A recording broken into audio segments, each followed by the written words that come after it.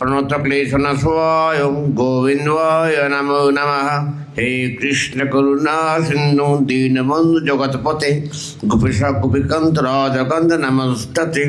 শান্তি শান্তি শান্তি।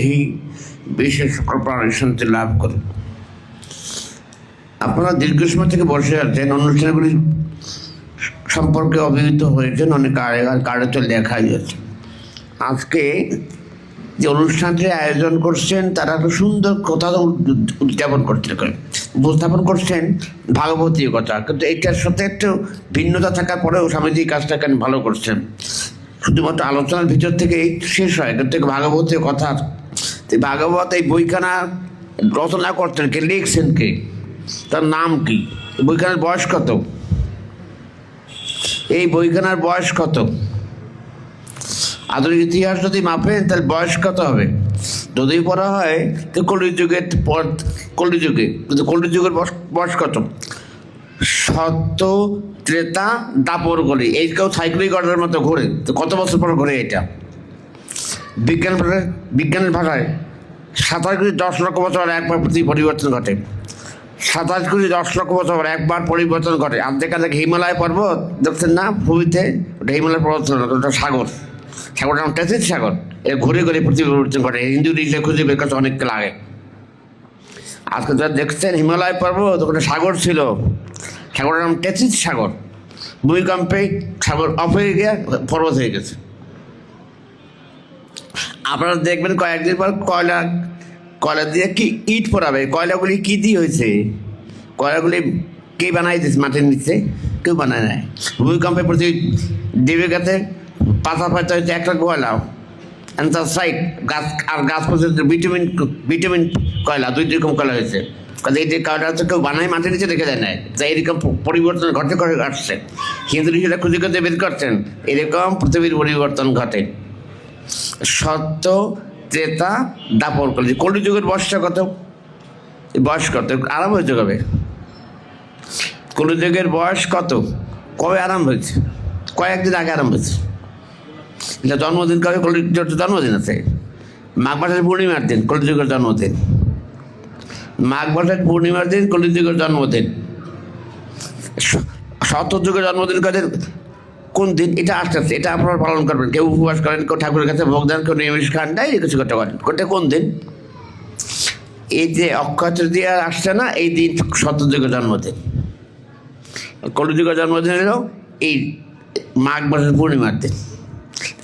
সত্য ত্রেতা দাপর কলি, এই যুগটি সুখও আছে দুঃখও আছে। এখনকার মতো এরকম আধুনিক যন্ত্র এর আগে কখনো ছিল না। এখন মেয়েরাও আকাশে যায়, চাঁদে যায়। নাম শুনছেন? 2 মহিলা গেছে, ছেলে তো মাইনাস, মেয়েরাও আকাশে ওঠে নাই, একটা চাঁদে গিয়ে উঠে গেছে। এই মহিলার নাম কি? আপনারা বসা আছেন, বলেন তো আপনাদের তো অনেক ক্ষমতা এখন, তাই না? Most powerful. কিন্তু এই 2 মহিলা আকাশে উঠলো, তাতে গেলে এই মহিলাদের নাম কি, বাড়ি কোথায়? এই 2 মহিলার নাম কি, বাড়ি কো? কল্পনা চাওলা, সুনীতি উইলিয়াম। কল্পনা ইন্ডিয়ান, সুনীতি আমেরিকান। ওর বাবা ইন্ডিয়ান আর মা আমেরিকান। এই যে বিজ্ঞান যখন অগ্রগতি হয়েছে, এইটা আগে ছিল না, কিন্তু অগ্রগতি হওয়ার পরেও কতগুলো সমস্যা দেখাচ্ছে। আমরা জীবনে এগিয়ে আসছি অনেকখানি, কিন্তু মানবিক মূল্যবোধের পৃথিবীর কাছে আরও তার চেয়ে অনেক বেশি, তার চেয়ে অনেক পিছিয়ে গেছি আমরা। আমেরিকা, লন্ডন, কানাডা গেছি আমি, কিন্তু এতগুলি জেলখানা নাই, তাতে জেলখানা আমাদের বেশি। ধর্ম আমরা করি, অনেক করি, একবার বৈশাখ মাস থেকে 34 সংক্রান্তি পর্যন্ত ধর্মের কোনো অভাব নাই, কিন্তু জেলখানার সাইড আমার চাই, ওদের চাইতে আমাদের বড়। ধর্মের আচরণের কোনো অভাব নাই আমাদের। পয়লা বৈশাখ থেকে 34 সংক্রান্তি পর্যন্ত, মহাদেব পূজা পর্যন্ত, কিন্তু জেলখানার সাইড ওদের চাইতে আমাদের বড়। ওদের এত বড় জেলখানা না, ছোটো জেলখানা। ধর্মের যে অগ্রগতি এটা বোঝা যায় জেলখানার সাইজ মাপলে, তাতে বোঝা যায় আমরা কে কতখানি ধর্ম করছি। এত বড় সাইজের জেলখানা পৃথিবীতে খুব কম খুঁজে পাওয়া যায়। এই কথাগুলি কি শোধাবার জন্য আসছিল শ্রী রামকৃষ্ণদেব। ব্যক্তি মানুষের চিন্তাধারার মধ্যে ভগবতমুখী হওয়ার যে প্রবণতা, যে শিক্ষা দিচ্ছেন। আর তৎকালীন সমাজ ব্যবস্থা ছিল আরও কঠিন।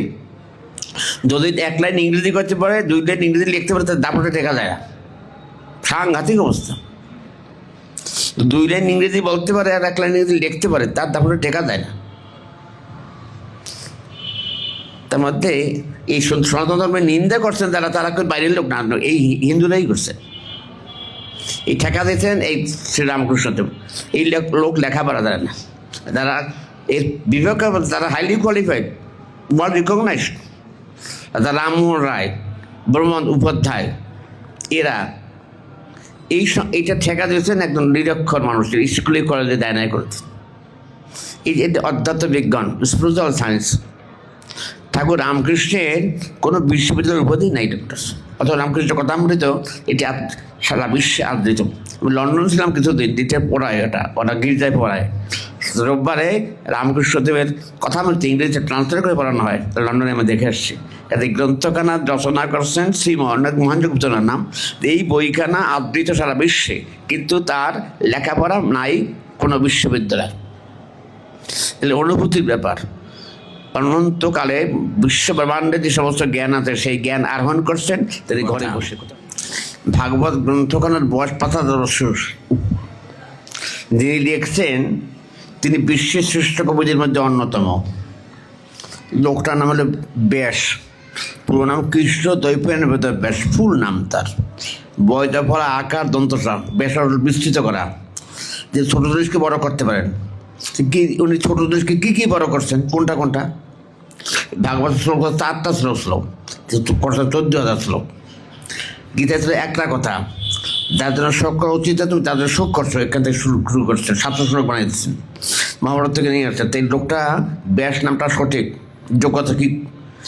এই যে দুখানা গ্রন্থ, শ্রীমদ্ ভগবত গীতা আর ভাগবত, 2খানা গ্রন্থ যথেষ্ট অবদান তার। ব্রহ্মশাস্ত্র তো বেদ উপনিষদের তো কথা আলাদাই, এই 2খানা গ্রন্থ সারা আমাদের কাছে দেখতে পাই, এর মধ্যে যথেষ্ট অবদান তার। আর সাহিত্যের প্রথম কবি হয়েছেন এই লোকটি। ভালো লোক ছিল না, পরে ভালো লোক হয়ে গেছে। লোকটার নাম জানেন? বাল্মীকি। প্রথম জীবনটা তো ফার্স্ট লাইফটাই ভালো না, তো সেকেন্ড লাইফটা খুব ভালো। সারা বিশ্বে আদৃত বাংলা ভাষার প্রথম কবি বাল্মীকি। আর বড় কবি হচ্ছেন বেদব্যাস ঋষি। 2জনটার অবদান যথেষ্ট স্বীকৃত বাংলাদেশ, সারা ভারতবর্ষে, সারা দেশের বাইরেও। এই বেদব্যাসের রচিত ভাগবত গ্রন্থখানা, তো তারটা বর্ণ লাগে ভাগবত। ভাতি সর্বশাস্ত্রেষু, গতি অলৌককর, বলছ সর্বশাস্ত্রেষু, ততরে ভবাম্বতী, 4টে মিলিত ভাগবত। আর আমাদের সামনে যে গ্রন্থখানা আছে, ভাগবত 2 রকম কি ভাগবত 2 রকম কি নাম তার? দেবী ভাগবত, বিষ্ণু ভাগবত। দুর্গা পূজার সময় যে গ্রন্থখানা লাগে দেবী ভাগবত, আর আমরা সাধারণ পড়ে বিষ্ণু ভাগবত। 2খানা গ্রন্থের ভিন্নতা আছে। দুটোই সাবজেক্ট, কেমিস্ট্রি ফিজিক্স একরকম না, একই ক্লাসে পড়া হয়, কিন্তু সাবজেক্ট যখন পড়া তখন কথা চেঞ্জ করে বলতে যায়। কেমিস্ট্রি আর ফিজিক্স 2টাই বিজ্ঞানের সাবজেক্ট, কিন্তু ক্লাসে পড়াবার সময় কিন্তু একরকম পড়ায় না, 2 রকম পড়ায়। এই 2খানা গ্রন্থ আলাদা মূল্যায়ন, দেবী ভাগবত, বিষ্ণু ভাগবত। এই ভাগবত গ্রন্থখানা আমাদের কাছে খুব আদৃত করছেন কি? এত আদৃত হইল কেন? এর মধ্যে কী আছে? আদৃত করছেন শ্রীমন মহাপ্রভু। জায়গাতে পড়ছে পানিহাটি, সেইখানে প্রথম এই ভাগবত পাঠ করছে শ্রীমন মহাপ্রভু। জায়গাটা এখনো পাটবাড়ি বলে এটাকে। জায়গাটার নাম পানিহাটি, আর পাটবাড়ি যে বেশি পরিচিত। এইখানে আজকে 500 বছর আগে শ্রীমৎ ভগবত যে পাঠ করেন শ্রীমন মহাপ্রভু, এর থেকে প্রচলিত হতে থাকে ভাগবতীয় কথা সারা দেশ মানুষের জন্য। মহাপ্রভু যদি না আসতেন তাহলে এই কথাগুলি তো প্রকাশিত হওয়ার সুযোগ ছিল না। আজকে যে আপনারা বৃন্দাবন গেছেন, আমিও যাই মাঝে মাঝে, যে দেখেন বৃন্দাবনের রাস্তাঘাট, বাড়িঘর, মথুরার আন্ডারে, এখানে ছিল গমের ক্ষেত। আমাদের এই দেশে থাকলে ধান খেতে দিতে হতো, গমের ক্ষেত চলে, খুঁজে বের করতে কৃষ্ণ কথায় চলে শ্রীমন মহাপ্রভু। দান তুই না, এটা এই বৃন্দাবন, এইটা মহাপ্রভু অবদান। খুঁজে বের করছেন ব্রহ্ম কুণ্ড কোন জায়গা, রাধাকুণ্ড, শ্যামকুণ্ড, গোবর্ধন কি দেখছেন? মাটির সঙ্গে মিশে গেছে, প্লেন ল্যান্ড হয়ে গেছে, অথচ বিরাট পর্বত ছিল। আপনারা মাঝে মাঝে বছর একবার ভোগ দেন, কোন দিন? অন্নকূটের ভোগ এতখানি রান্না করেন না কিছু করেন না, করলে ঠাকুরের ভোগে থালা মতো যতটুকু পরিমাণ দেন, ওই দিন এত করে পাহাড় মতো খাড়া করে তারা করে, আর অনেকগুলি বাটি দেয়। তীর কারণ থাকে ভগবান কইছে ওরকম বড় করে আবার না দিলে খাবো না, না তোমার যাবে না, এতখানি দিচ্ছেন কেন, অতগুলি বাটি দিচ্ছেন কেন? একবার জলোচ্ছ্বাস হয়েছে, ফ্লাড এফেক্টেড হয়েছে। কেন হয়েছে? ইন্দ্রের কৃষ্ণের পূজা করে, ইন্দ্রের পূজা করে না, এই জন্য খুব সাংঘাতিক। আমার এই পূজা করে এটা মাইনর বা নাবালক বাচ্চা ওরই পূজা করে। আমি এমন একটা ঘটনা ঘটাবো যাতে আমার পুজো করতে বাধ্য হয়। এমন বৃষ্টি নামাইছে আর 10 দিন থামে না। আর ব্রজবাসীদের উপার্জনের ভূমিতে গাভী, মিল্ক প্রোডাকশন, দুধ ছাড়া কিছু নাই। এইটা যদি এত বৃষ্টিতে গাভীগুলি মারবে, ওরা তো খাওয়ারই পারবে না, তো মানুষগুলি মারবে, আর গাভীগুলি এমনি মেরেছে। এইটা করার পরে ইন্দ্র দেখে একটু ঘটনাটা কী হয়। এই গাভীগুলি নিয়ে তুলছে কি গোবর্ধন পর্বতে, ঠিক আছে, উঁচু জায়গা তো বর্ষা হইলেও একটু অসুবিধা হবে না। তো এই জল যখন নেমে গেছে তখন ব্রজবাসীরা একত্রিত হয়ে অনেকগুলি রান্না করে ঠাকুরের ভোগ দিতে, এই জন্য অনেকগুলি ভোগ দেওয়া। দেখবেন এ উঁচু করে গন্ড, এসব ডালের বাটি, তরকারি বাটি, চারটি বিছানো, দই, ফল, অনেক কিছু দেয়। সেদিন থেকে এটা চালু হয়েছে, অন্নকূটের ভোগ বলা হয়। এটাই শ্রীমন মহাপ্রভু এইটাকে প্রসারিত করছেন খুব বেশি করে। তা নাহলে এই ভাবনাটাই থাকতো না, আমাদের দেশে হারিয়ে যেত। শ্রী মহাপ্রভুর অবদান যথেষ্ট বেশি। ভাগবত গ্রন্থখানা আদৃত হওয়ার মূল কারণ হচ্ছে শ্রীমন মহাপ্রভু। এই ভাগবতীয় কথা এটাও প্রচারণ করছেন তিনি। ভগবান আছে এটা মানুষে জানে, কিন্তু ভগবান আসে যে এইটা মানুষ জানতে না। ভগবান আছে এটাও মানে কি সবাই, কিন্তু ভগবান আসেন যে এই কথাটা সাধারণ মানুষ মানত না তখনকার দিনে। এইটা প্রবর্তন করছে শ্রীমন মহাপ্রভু বেশি করে। এতে কথাটা গীতাতে আছে, যখন প্রয়োজন দেখা যায় তখনই আসে। অর্জুন একটা প্রশ্ন করছে ভগবানের কাছে, তোমার কথাবার্তা ঠিক না, উল্টে পাল্টা কথা বন্ধ করো, থামো তুমি। কৃষ্ণ এত হার্ড কথা বলছেন, তো তুমি যে কথা বলছো একটা বিশ্বাস করা যায়, একটা মানিয়া কেন মানুন না কেন? তুমি এই কথাগুলি বলছিল অনেক কাল আগে। সূর্য মনু ইচ্ছা করি একটা বংশের নাম, ব্যক্তির নাম না। এদের থেকে বলছিল তারা কি এই যুগের লোক, তারা তো অনেক আগের লোক। আর তোমার বয়স কত? তোমার বয়স কত? যখন অর্জুনের সাথে কৃষ্ণ কথা বলতো তখন তার বয়স কত? 40 বছর। আর যখন মাখন চুরি করছে তখন মাইনর বয়। আর যখন দ্বারকায় ছিল তখন সে ফুলের জেট। কিশোর ছিল 125 বছর, তার পৃথিবীতে 10 বছর 8 মাস ছিল বৃন্দাবনে, বাকি সময় তো বৃন্দাবন বাইরে। দ্বারকা লীলা বলা হয়। দ্বারকাটা কোথায়? এটা কোন জায়গায়? এটা ইন্ডিয়ার মধ্যে। দ্বারকা নাম শুনছেন? এপারটা হচ্ছে দ্বারকা, গুজরাট প্রদেশ। ওপারটা হচ্ছে শ্রীলঙ্কা, আবুধাবি, দুবাই, বাহরাইন, মাঝখানে আরব সাগর। এপারটা ভারতবর্ষ, ওপারটা মধ্যপ্রাচ্য, মাঝখানে এই জায়গাটা। এইখানে কৃষ্ণ ছিলেন লাস্ট লাইফ। তো কৃষ্ণের যে জীবনযাপন সেটি ভাগবতীয় অন্তর্ভুক্ত। ভাগবতের যে কথাগুলি খুব সুন্দর কথা আছে। ভগবানকে লাভ করার 2টো উপায় দেওয়া আছে। তুই কি? ঐশ্বর্য, মাধুর্য। ঐশ্বর্য মাধুর্যটা কি এরকম? যদি আসছে আগামী 34 মাস, যদি আপনি উঠোনে দাঁড়ান, বাচ্চাদের ছুটে যায় খেলতে, ঘরে ধরে নিয়ে আসেন, রে ঘরে দেখছো বিরোধ করে। আবার সন্ধ্যাবেলা আবার নাতি কোলে নিয়ে কয়, দেখতো ভাই চাঁদটা কত সুন্দর, তাদের কি আলো আছে নাকি? মিথ্যা কথা দেখাইতেছেন।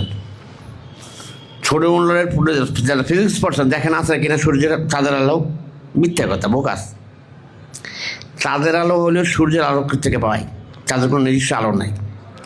সকালবেলা বলছে দমক দিয়ে নাতি ঘরে নিয়ে এসেছেন, থাপ্পড় দিচ্ছেন, রোদ্র বারবার ধরে না করে শোন না। আবার সন্ধ্যাবেলা কাল নিয়ে দাদু দেখো চাঁদটা কেমন। তাই এই এখন এখন এখন এগুলো দেখায় না, সকালবেলা মার দিলেন। কারণটা কি? সূর্যের আলোতে চাঁদ আলোকিত, সূর্যের আলো অসহনীয়, চাঁদ আলো সহনীয়। যে ভগবান দেখাচ্ছেন মাইনর বা নাবালক বাচ্চা হয়ে আসছে, এইখানে ভগবানের কান চাষে 10 থাপ্পড় লাগাইতেছে, বুঝছে? কান ধরে থাপ্পড়তেছে ভগবানের দেয়। এমন যশোদামা মাধুর এখানে ভাগবতের এইখান থেকে মাধুর্য। ঐশ্বর্য লীলা হয়েছে গীতার মধ্যে। তার হাত শঙ্খচক্র গদাবদ্ধ, আর এখানে কৃষ্ণ নামক মাইনর বয় 2 হাত, দুটোকে দেখানো হচ্ছে ঐশ্বর্য বা মাধুর্য। সূর্যের আলোটা ঐশ্বর্য, তাদের আলোটা মাধুর্যপূর্ণ। এটা গায়ে হিট করে না, সূর্যের আলো হিট করে, অথচ তাদের কোনো আলো নাই। সে ধার দেয়, যেদিন ধার দেয় না, ভিক্ষা দেয় না, সব বন্ধ করে দিয়ে সে অমাবস্যা, গেট বন্ধ, বাড়িতে লোক টোক বাড়িতে না। যেদিন সূর্যের ভিক্ষা দেয় না, দরজা বন্ধ করে দেয়, সেদিন অন্ধকার, অমাবস্যা। পৃথিবীর দিন 1 ফুট দেয়, দ্বিতীয় দিন 2 ফুট দেয়, তৃতীয় দিন 3 ফুট দেয়, পূর্ণিমার থাল ভরে দেয়। এই যে সূর্যের অবস্থান, গীতার মধ্যে কথাগুলো সুন্দর করে বলছেন। আমাদের জীবনযাত্রায়ও এরকম অনেক কিছুই আছে। ঠাকুরের কৃপা করুণা। আর যে অনুষ্ঠানটি হচ্ছে 191তম, প্রায় নিয়ে যাবো 200 ইয়ার্স, পরে 200 বছর আগের কথা। এই সময় ঠাকুর আসছেন দুঃসময়, সাংঘাতিক। এই দেশে যারা ইংরেজি লেখাপড়া শিখছে, তারা তো এই দেশে ধর্মকর্ম মানাই না, উল্টা গালাগালি গায়। তোমার একদিন ইংরেজ সাহেব জোগাড় আছে, সে বেশি পণ্ডিত, ডিরোজিও, দেখতে খাটো, সাংঘাতিক দুষ্টবুদ্ধি সম্পন্ন, নাহলে ডিরোজিও। এই লোকটা অশান্তিক বেশি করছে। এবং সাধারণত হিন্দুরা একটু মাংসাদি খুব কম খায়, অন্যান্য দ্রব্য বেশি খায়। উনি হিন্দুদের নিমন্ত্রণ করছে যে পকেটে পয়সা খরচা করে মাংস খাওয়ায় শিখেছে। ব্রিটিশ গভর্নমেন্টের লোক টাকার অভাব নাই, তো গভর্নমেন্ট ফান্ড দিয়ে টাকা দেয়, যেন হিন্দুদের নিমন্ত্রণ করে বড় বড় লোকের রাজারামরা, কেশবচন্দ্র ব্রহ্মমন্ত্র উপাধ্যায় দিয়ে মাংস দিয়ে খাওয়াইছে। এটা মানে ব্রিটিশ সমাজ থেকে এটা চালু হতো তোমার সমাজে, এইরকম করছে। এইটাকে প্রতিবাদ করছে ঠাকুর শ্রীরামকৃষ্ণ। তার প্রজ্ঞা পাণ্ডিত্য বিশ্ববিদ্যালয়ের শিক্ষকতা নয়, তার জীবনের আচরণভূমি। তার কাছে সমস্ত পণ্ডিতরা এসে মাথা নত করছেন দক্ষিণেশ্বরে এই বৃদ্ধ লোকটার কাছে। লেখাপড়া জানেন না, কিন্তু অদ্যত অনুভূতি বিশ্বের শ্রেষ্ঠ এই ব্যক্তিদের মধ্যে অন্যতম। আর ভাগবতের যে কথাগুলি, সেগুলি সহজে বুঝবে। কৃষ্ণ চুরি করছে, দেখছেন না সবাই, দেখছে। ভগবান চুরি করবে, এটা কি রিকগনাইজ হয়? ভগবান যদি চুরি করে, এটা কি গ্রহণযোগ্য হয়? ভগবান তো সুপ্রিম অথরিটি, সে যদি থিপ হয়ে যায়, চোর হয়, তাহলে কেমন করার কথা হয়? ছবি দেখছেন, কৃষ্ণকে দড়ি দিয়ে বাঁধতেছে, আর কান ধরে থাপ্পড় দেয়। কৃষ্ণ করুণাময় কীরকম দেখেন, দুইটাই দেখেছেন। তিনি অ্যাডমিনিস্ট্রেশন, প্রশাসক, গীতার মধ্যে, ভাগবতের মধ্যে তিনি অত্যন্ত ভালোবাসার পাত্র। পুতনা বলছে, আমার জীবনে কোনো ভালো কাজ করিনি, একটাও না। কতগুলি বাচ্চা আমি মারছি জানেন আপনারা? এটা আমাকে ভাগবত শাস্ত্রকার নাম দিয়েছে, আমার ভালো হাতে নেই। আমি যে খারাপ, এটা আমার বইয়ের মধ্যেই নাম লিখে দিয়েছে, বালক হাতে নেই, বালক হত্যা করছে। তা কীরকম হত্যা করছে, কি ডেঞ্জারাস জোনে নিয়ে গেছে জানেন?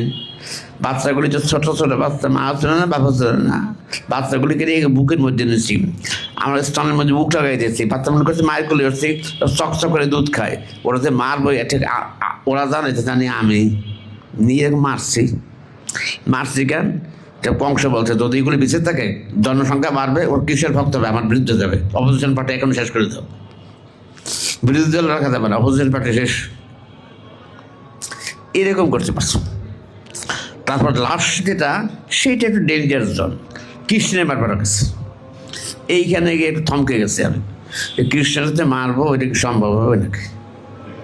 কৃষ্ণ তো ভগবান, মারবার গেলে ও মরে না, আমি মারি কে জানে, ভাইবে চিনতে গেছি। তোমার একটা ভাবনা অন্তরে ছিল, যদি আমি মরে যাই তাইলে আমার লাভ, কৃষ্ণ মারলে তো আমার লাভ। কংসের কাছে বলতে অলরেডি ডেট, কৃষ্ণ সার্টিফিকেট দিয়ে দেওয়া হয়, মানে বলছি। আর যদি আমি মরে যাই তাহলে আমারও লাভ, তাহলে ভগবান হাতে মারবো, তাহলে আমার লাভ দুইটাই। যদি ও মরে তাইলেও লাভ, আমি বললাম আমারও লাভ। কৃষ্ণের তো নিয়ে আসছে কোলের মধ্যে, দশরথ বুঝতে পারে না, সাধারণ মহিলা তো অর্ডিনারি লেডি, এত করে বলেন মেয়ে আর বোধ কম। তা আমার স্তরে দুধ মাখায়, বিষ মাখায় নিয়ে গেছে। তো কৃষ্ণ তো মরবে এটা জানি, কিন্তু মরবো তো আমি, এটাও আমি জানি, কৃষ্ণ তো মরবে না বুঝি আমি। তা কৃষ্ণর স্তনে মুখ দিছি, তখন আমি ছিটকে পড়ে গেছি, বডি মরে গেছে। কৃষ্ণ মনে নাই মরছি আমি, লাভটা হচ্ছে কি আমার লাভ, মরেও লাভ হচ্ছে। আমার যখন পোড়া দিয়েছে না, তখন আমার শরীরটা অনেক, আমার ডেড বডি তো অনেকখানি, কয়েক কিলোমিটার আমার ডেড বডি, এত বড় সাইজ। বাংলা যোজন শব্দ আছে, যোজন, আধুনিক ভাষা কিলোমিটার হবে। তো এইখানে তো পোড়া দিয়েছে, আমার দেহ থেকে সুগন্ধ বেরোয়। সুগন্ধ বেরোচ্ছে কেন? এই কথা কৃষ্ণদা বলতে ওইটা ঠিক। মরণকালে অন্তিম সময় যদি কেউ আমাকে দেখে, ভাবে, আমার সঙ্গে সঙ্গ থাকে, তাহলে আমার মতো গতি লাভ হয়, এইটা ঠিক আছে। এই কথাটা আমি কৃষ্ণের বুকের মধ্যে ছিলাম, তো কৃষ্ণের বুক এরকম করে রাখছে। তো এরকম স্পর্শ লাভ পৃথিবীতে আর কারোর হয় না। মৃত্যুকালে ভগবান করে নিয়ে মারা গেছে, এরকম যোগ্যতা আমারই আছে, পৃথিবীতে আর কারণ নাই। আপনারা আমার নাম করে গালাগালি করেন, ভুল করেন কেন? আপনার নাম রাখছেন পুতনা, আমি কি পুতনা? পয়সুকার পঁয়তির্গুকার তো পুত মানে পবিত্র, আমাদের পুতনা আমার বললেন কেন? আমি কি অপবিত্র?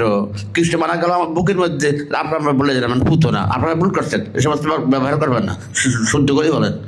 আমাকে যদি মারেন, মানুষ মারছে কি আমি অপবিত্র হয়ে মারা গেছি কৃষ্ণের বুকে নিয়ে, তারপর আমার নাম রাখেন পুতনা, নাম বদলাই বলেন। আমার যখন দেহটা বিনষ্ট হয়, তখন আমার কৃষ্ণ আমার করেছিল। আমার যখন পোড়া দিচ্ছে, মানুষ পোড়া দিলে দুর্গন্ধ বের হয়, তা আমার পোড়া দিয়ে সুগন্ধ বেরোচ্ছে কেন? তা আমার তো ডেড বডি থেকে দুর্গন্ধ হবে, ব্যাড সেন্সে হবে, কিন্তু তা তো হইতেছে না, তা তো উল্টাটা হইতেছে। তাহলে আমাকে পুতনা বলেন, গালাগালি দেন, না বুঝতে দেন। কৃষ্ণ ভগবানের এমন তো মহিমা, যার নামে যার কৃপা করু নাই, পশু হয় মানুষ, আর অসুর হয়ে আমি হয়েছে তার সবচেয়ে শ্রেষ্ঠ স্থানীয় মানুষের মধ্যে অন্যতম। তাহলে আমাকে নাম পুতনা বলাকে ঠিক? তা আমাদের দৃষ্টিভঙ্গিটা পরিবর্তন হওয়া প্রয়োজন। আমি যে ব্যাখ্যাটা দিলাম, এটা আমার না, এর ব্যাখ্যা আমার গুরুদেব মহান আমরদেব, তার ব্যাখ্যা। এই ফরিদপুরের লোক, এই ব্যাখ্যাটা কিন্তু তার, সেটা আমার ভাষায় আমি বলছি, কিন্তু ল্যাঙ্গুয়েজ অরিজিনাল ব্যাখ্যাটা কিন্তু তার। আর শ্রীমান মহাপুরুষ যে আসছেন, এটি কলির মানুষের জন্য অত্যন্ত, আপনারা তো পড়াশোনা আমার সাথে কম জানেন না, বরং ছোট বেশি জানেন। হাজার বছর শ্রেষ্ঠ বাঙালি কে? বিবিসি পর্যন্ত, ব্রিটিশ ব্রডকাস্টিং কর্পোরেশন, যার সবচেয়ে পুরনো পৃথিবীতে, এই আধুনিক বিশ্বের সবচেয়ে বড় পুরনো রেডিও সংস্থা বিবিসি, ব্রিটিশ ব্রডকাস্টিং কর্পোরেশন, আর ভয়েস অফ আমেরিকার ব্রিটিশ, বিবিসিটা আগের, তার একটা সার্ভে রিপোর্ট করছে অল ওভার দি বেঙ্গল।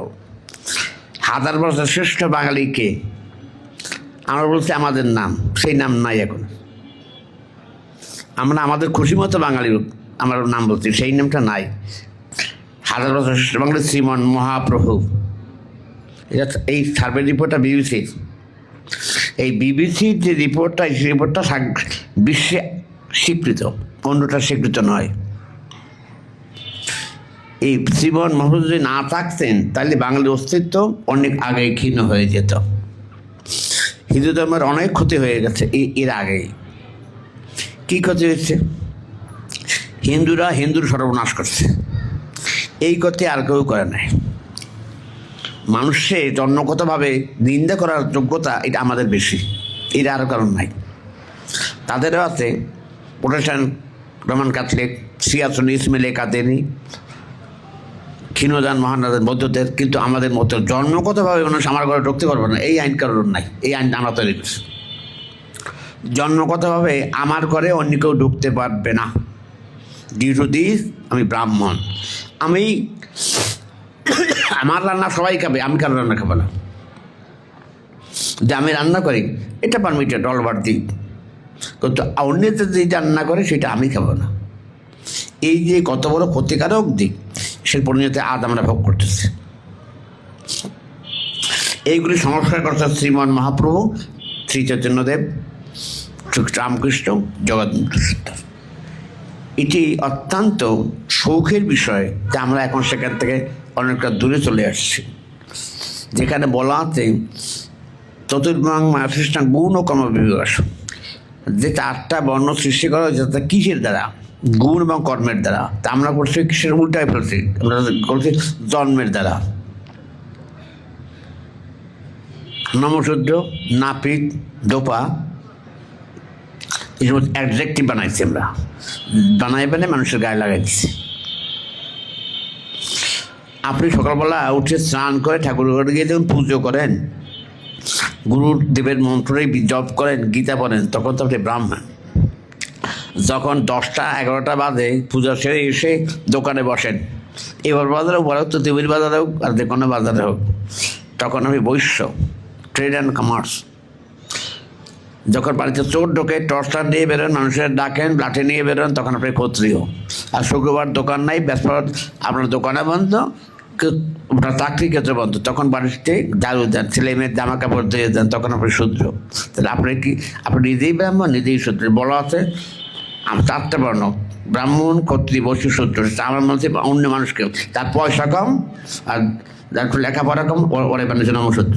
আর আমি পয়সা লাগাই আমি থেকে গেছি ব্রাহ্মণ, আমার ওরে আমার বাইরে ঢোকবার দেবো না। আমি পয়সা লাগাই আমি ব্রাহ্মণ হয়ে গেছি, ওরা নম বানাই ঘরের বাইরে রাখছে। এলে হিন্দুর আচরণ।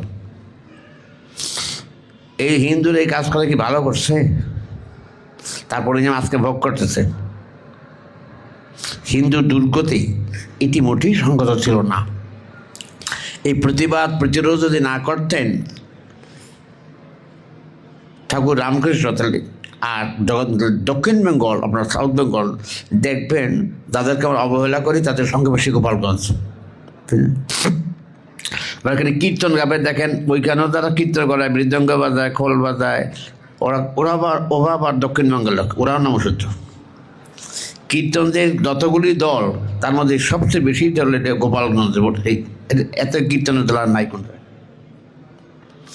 তাদের অবহেলা করছি আমরা, তারা আজকে অ্যাডভান্স হয়েছে অনেকখানি। শিক্ষা জগতে তারা দুর্বল না, তারাও সেখানে প্রবল। নিন্দা করা, তাকে অপমান করা, এগুলি আমরা নিজেরাই করছি। কিন্তু ঠাকুর শ্রীরামকৃষ্ণদেব জগৎ সুন্দর এটিকে প্রতিবাদ করছেন, প্রতিরোধ করছেন। এই দৃষ্টিভঙ্গি থেকে ভাগবত শাস্ত্রে আমাদের এই ধরনের মানুষকে নিন্দনীয় করে অবহেলিত করা সঙ্গত নয়। আপনার ঠাকুর হরিদাসের নাম শুনছেন নিশ্চয়ই, বাড়ি লোকটার বাড়ি বেশি দূরে না, এখানে যশোরে বাড়ি। সীমান্তটার নামই হরিদাসপুর বর্ডার। তার মা বাবা হিন্দুই ছিল, বাবার নাম মনোহর, মার নাম উজ্জ্বলা। মারা গেছেন ছোটোবেলা, পালিয়ে দিয়েছেন এক মুসলিম ফ্যামিলিতে, তার নাম হাবিবুল্লাহ। তখনকার সমাজ ব্যবস্থায় এইরকম একটা বাচ্চা মন্ডি বাড়িতে পালিয়েছিল, তাকে কেউ মানুষের ঘরে নেয়? তথা বাড়ির থেকেই ঢুকতে দেয় না। কিন্তু একে দিয়ে শ্রীমন মহাপ্রভু হরিনাম প্রচার করছেন, যেটা একটা অসঙ্গত বিষয়। যে ছেলেটি by born Hindu, brought up in Muslim family, তাকে দিয়ে হরিনাম প্রচার করছেন যে অসঙ্গতিকে সঙ্গতিপূর্ণ অবস্থায় আনার জন্য। এখানে গাইছে যখন আগে ওই স্বামীকে জগাই মাদের কথা, এরা কিন্তু ব্রাহ্মণ এবং বড় অফিসার। তখনকার দিনে হাইলি কোয়ালিফাইড। নগর কোতোয়াল বললে বুঝবেন না, ইংরেজিতে বললে বুঝবেন। এসপি সাহেব, সুপারিনটেন্ডেন্ট অফ পুলিশ, নগর কোতোয়াল মানে এই জন্য এই ফরিদপুর সদর থানার নাম, ফরিদপুর থানার নাম হচ্ছে কোতোয়ালি থানা।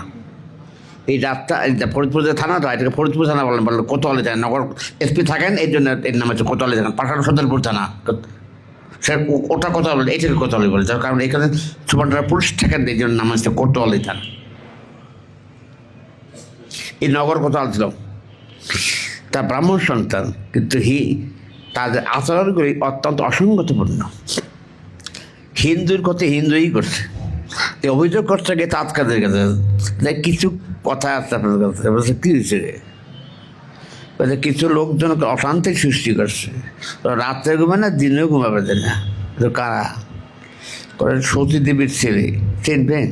চিনি। কী করে? তো রাত্রেও কীর্তন করে, দিনেও কীর্তন করে, তো ঘুমানো যায়? এত অশান্তি সহ্য করা যায়? তুমি কী করবা? কীর্তন বন্ধ করে দেন।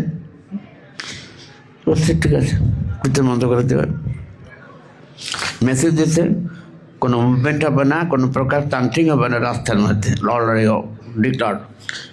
এইটা শুনছে, শুনে দুই ভাই চলে গেছে কীর্তন করতে করতে তার কাছে বাড়িতে, তার কাছে রেখে রেগে গেছে। তো অর্ডার দিলাম কিছুক্ষণ আগে, ক্লোজ দ্য কীর্তন, এটা রোড সাইড, কীর্তন হবে না রাস্তায়। এটা আমার কথা শুনলোই না বাচ্চাগুলি, আরও কীর্তন করতে আমার বাড়ির মধ্যে ঢুকে গেছে।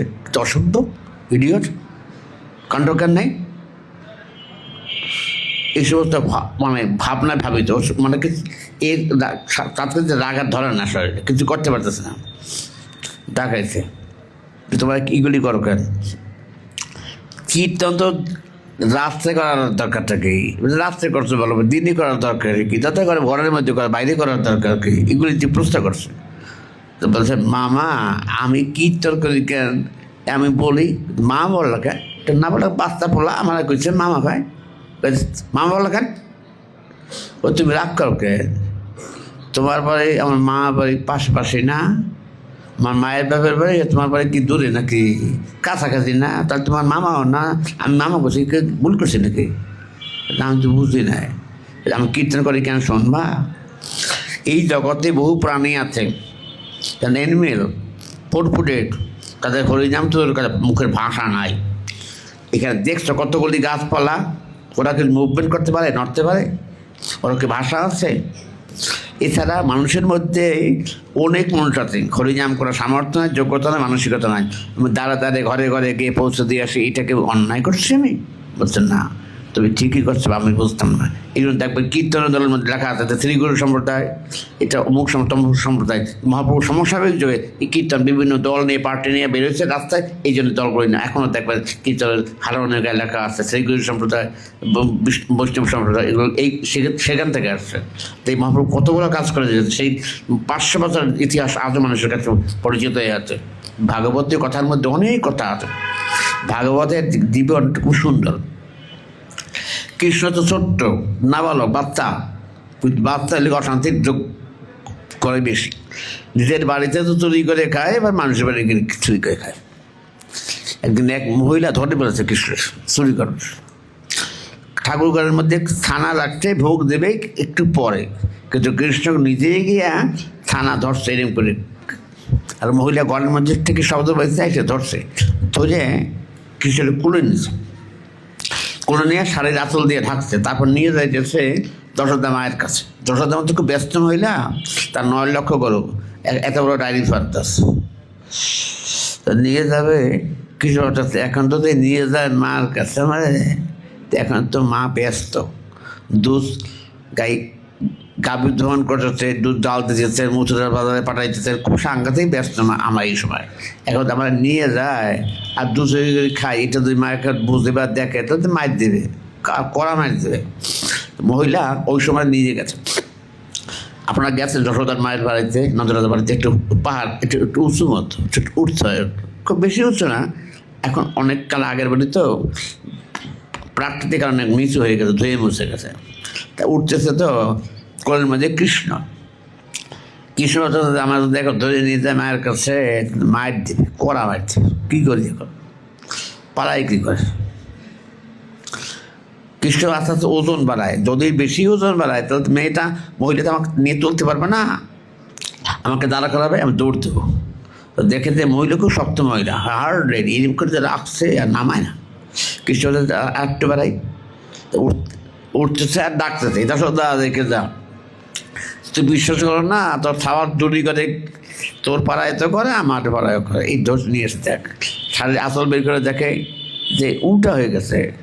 দেখুন নিজের ছেলে দশটা করছে যে কিরে আমারটা গাল ফোরা আমারটা রে, আর 10 টাকা কোনটা দেখছো তোর ছেলে না? আমারটা তো ধরলাম তো তোর কৃষ্ণটাই ছিল, এখন আমারটা কোন সময় এলো? মুখের দিকে তাকাই তারা নিজের ছেলে। কৃষ্ণ বলছে শুনছ, আমাকে ধরে নিয়েছে মায়ের কাছে, মায়ের দেবা গাল ফোরবা। যদি আমাকে কৃষ্ণ মনে করে রাখতাম তো করে থাকতাম। এখন অন্যের ছেলে মনে করে নিয়ে আসতো আমার কাছে, এই জন্য চেহারা বদলে দিচ্ছি। যদি আবার কোনো দিন ধরবো তাহলে তুমি কী করবো জানো? আমি তোমার স্বামীর চেহারা ধরবো, বুঝছো? মহিলা লজ্জায় বলে দিচ্ছে, কেন ভগবান কৃষ্ণ ভগবান লজ্জা দেখো, আমি একটা জায়গায় আমি দুর্বল হয়েছে। আমার যদি ভালোবাসে তাহলে কাছে থাকে, যে আমাকে অন্য কিছু মনে করে তাহলে যখন দূরে চলে যায়। তাই ভালোবাসা দিয়ে ভগবান লাভ হতে পারে। এত সুন্দর শিক্ষা দিয়েছেন ভাগবতের শিক্ষা। এইখানে খুব সুন্দর স্থান। ভগবানকে লাভ করার জন্য বিদ্যা বুদ্ধি প্রজ্ঞা পাণ্ডিত্য বেশি দরকার নাই, বরং থাকলে বেশি অশান্তি করে। বিদ্যা অহংকার অত্যন্ত ক্ষতিকারক। মহাপুরুর কথা আছে, ন ধনাং ন জনাং সুন্দরিকা বেদাং বা জগৎ ঈশ্বরময়। বিদ্যা বুদ্ধি প্রজ্ঞা পাণ্ডিত্য খারাপ না, কিন্তু অহংকার ভয়ঙ্কর খারাপ। এর মতো খারাপ জিনিস নেই। অহংকার এটি অত্যন্ত খারাপ জিনিস। বিদ্যা বুদ্ধি প্রজ্ঞা মানে তো মোটেই খারাপ না, কিন্তু অহমিকা অবস্থা খুব খারাপ। এই পৃথিবীতে যারা নিন্দিত হয়েছেন তারা অহংকার শব্দটি তার এই সংগঠিত নন্দিত যারা হয়েছে অহংকার শব্দটি বাদ দিচ্ছে। তা আমাদের মধ্যে বিদ্যার কিছু অহংকার আছে, মহাপুরুষ না করছে, যেটা ঠিক হবে না। মহাপুরুষ সঙ্গে যারা যারা ছিলেন তারা খুব পণ্ডিত ব্যক্তি। কারা ছিলেন? হাইলি কোয়ালিফাইড, মাস মানি, বহু টাকা। এরা কারা? রূপ গোস্বামী নাম শুনছেন, ফিনান্স মিনিস্টার, তিনি অফিসার অর্থমন্ত্রী, আর PM ছিলেন, প্রধানমন্ত্রী ছিলেন তার বড় ভাই সনাতন গোস্বামী। এত বিদ্যা বুদ্ধি থাকার পরেও বৃন্দাবনে তারা রাস্তা ভিক্ষে করে খেতেন। আর একজন লোকের নাম শুনছেন লালাবাবু। লালাবাবুর যে টাকা এই এখনটা মাপার সুযোগ নেই। ভারতবর্ষের যখন লর্ড ওয়ারেন হেস্টিংস যখন গভর্নর, তো সেই বলেছিল তারা প্রধান দেওয়া, অর্থাৎ এখনকার দিনে কয়েকশো হাজার কোটি টাকার মালিক, কয়েকশো হাজার কোটি টাকার মালিক। তখন ওয়ারেন হেস্টিংস ভারতবর্ষের প্রথম বড়রা, সেই বলে তার যদি কয়েকশো টাকা কোটি টাকা থাকে, তাহলে এখন কত টাকা আছে? যে আমাদের যে পয়সা করি পকেটের মধ্যে, এ নিয়ে আমরা হইচই করি, আসলে জানি না যে আমরা কত দুর্বল। এই লোক রাস্তার রাস্তায় বিক্রি করছে বৃন্দাবনে, মানুষ তো জানে না উনি এত বড় ফ্যামিলির লোক। যে এক বাড়িতে গেছে, অন্য অন্য বাড়িতে যায়, একটা বাড়িতে যায় না। না যাওয়ার কারণে মহাপ্রভু স্বপ্নে আদেশ করছেন, এ লালা এত ভিক্ষা করো বৃন্দাবনে, আগে ঐশ্বর্য ধন সম্পদ বিসর্জন দিয়ে ওই যান না কেন? বাড়িটা এখনো আছে, ওই বাড়ি যাও না কেন? বলছে প্রভু ওদের সাথে আমার ঠাকুরদার একটা মামলা ছিল, এই মামলার কথা মনে পড়ে ওই বাড়ির কাছে গেলে এই অন্য বাড়িতে ঢুকিয়েও চায় না, ভিক্ষাও চাই না, এই জন্য চাই না। তো তোমার শরীরের রক্তের মধ্যে তুমি যদি গন্ধের অহংকার আছে, কাজেই তোমার ভিক্ষা করা আর না করার কোনো প্রয়োজন নেই, তুমি যেমন ছিল তেমন থাকো। আমরা যারা মনে করি আমার 100 টাকা আছে, এইটা দ্বারা ভগবান লাভ হইতে পারবে, এরকম না মনে করাই ভালো। তখনকার দিনে মনে করি লর্ড ওয়ারেন হেস্টিংসের সময় যদি থাকে লক্ষ লক্ষ টাকা, সেই লোকটার এখন কত টাকা হইতে পারে? কিন্তু আমাদের অহংকারের বুদ্ধিটা একটুকুও দুর্বল হয় না, এখানে আরও প্রবল। সুইট নাকি কত টাকা আছে, এখানে কত টাকা আছে, এই হিসাবে আমার কাছে আছে। এইগুলি কিন্তু কথাবার্তা বাটাবাটি, কিন্তু অথচ তেমন কোনো উপযোগিতা নাই। আপনি যে কোনো স্থানে থাকেন না কেন, যে কোনো দেশেই থাকেন, আপনার ভগবত প্রীতি, ভগবত বিশ্বাস, এইটা অত্যন্ত প্রয়োজনীয়। আমি অনেকবার গেছি বিদেশ, তো একবার যাওয়ার পথে ব্রিটিশ এয়ারওয়েজ হয়েছে, এখন আমাদের এমিরেটস। আমার ডান পাশে একটা লোক বসে, ক্রিশ্চিয়ান, বাম পাশে ইহুদি। ইহুদি লোকটা খুব কম কথা বলে, খালি বই পড়তে থাকে। ডান পাশে যে লোকটা, এই লোকটা কথা বলে, কিন্তু বেশি বলে না, কিন্তু একটা অভ্যাসটা একটা উদ্দেশ্যে কিছুক্ষণ পর পর এরকম বোতল খুলে খুলে খায়। তাহলে বুঝলাম যেটা তার দেশের খুব একটা ভালো পানীয়। বোতলে দেখে বুঝলাম, নামটা বললাম না। তা আমি যখন হিথ্রো এয়ারপোর্টের কাছাকাছি, আমি তো সব প্লেন থেকে করে আগে নামার আগে করে করে করে আস্তে আস্তে এরকম করে করে নামে, টপ করে করে নামা। তা আমি আমার একটা মালার চলেছিল, জব করতেছিলাম, তখন এয়ারপোর্ট দেখতেছি, হিথ্রো এয়ারপোর্ট, ব্রিটিশ এয়ারপোর্ট, তখন আমি মালাটা পুটলা করছি, ব্যাগের ভিতরে রাখবো। তো আমাকে পাশে যে লোকটা আমাকে জিজ্ঞেস করলো যে তুমি কোন দেশ থেকে আসছো? আমি বললাম বাংলাদেশ। বাংলাদেশ ভালো চিনে না, সবু বুঝাইলাম। হিন্দু, খ্রিস্টান, ব্রিটিশ, তুমি কি হিন্দু না বৌদ্ধ না খ্রিস্টান, কোনটা তুমি? আমি বললাম আমার my religious faith is Hinduism, আমি হিন্দু ধর্মে বিশ্বাসী। এত করতে একটা কী করলাম, I chanting I pray to God for save the flying and passenger. ভগবানের কাছে প্রার্থনা করছি তাতে বিমানটা দুর্ঘটনা না পড়ে, কোনো মানুষের জীবন বিপন্ন না হয়, এই জন্য করছি। অথচ we are not overcome the danger. আমরা এখন বিপদ মুক্ত না, তুমি যদি করতেই থাকো একটু করো, আবার করো, ওপেন ওপেন টার্ন। তা বিশ্বাসটা বড় কথা। আমি করছি এয়ারপোর্টে আসতে বিপদ মুক্ত হয়ে গেছে, ও কাছে না, তুমি বিপদ মুক্ত এখনো হয় না, কখনো পাতে বলা যায় না, করতেই থাকো। মানুষের বিশ্বাসটা বড় জিনিস। আমরা ধর্মকর্ম করি বটে, কিন্তু বিশ্বাসের খুব দুর্বলতা আছে, খুব দুর্বল আমরা। বিশ্বাস যদি আমাদের যদি সঠিক না হয়, তাহলে আমার ব্রত উপাসনা এগুলি আসলে ওই হয়ে যায়। তো বিশ্বাস যদি আমার দৃঢ় থাকে, একসময় এটা কার্যকারী হয়, এটা মানুষের জীবনে উপকারেও আসে। আর দেখে রাখে জয় জগন্নাথ।